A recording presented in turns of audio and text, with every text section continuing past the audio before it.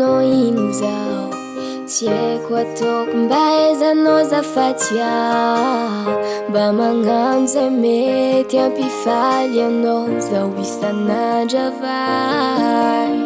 Eko anao fa tafidry ke zaho ane mbalombolombogn'izy tsy isandro ary tsy isandra zaho isaraka aminao ababane. Raha nagninao mazaho tie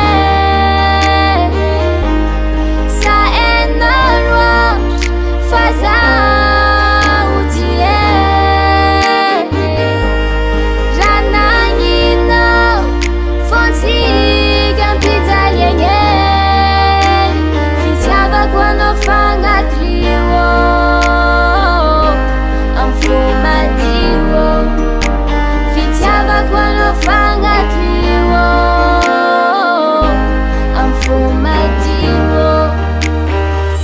Tsy haiko fa ny haiko zaho tegna tiao, tsy haiko fa zaho ty tsy saraka, fa losoagny fitiavako jiaby ke azafady zaho miangavy anao. Hey, anao mba minoa zaho, hey, anao matokisa zaho fa zaho ty tsy agnay tegna lovey, anao ko tsy agneky zaho andady. Raha nagninao mazaho tie sa hainao loatra fa zaho tie. Raha nagninao fontsika ampijaliagny fitiavako anao fagnatrio am fo madio, fitiavako anao fagnatrio am fo madio.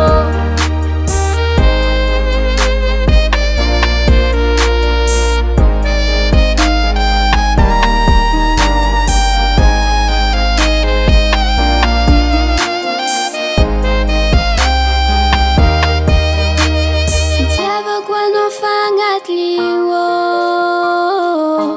am fo madio, fitiavako anao fagnatrio am fo madio.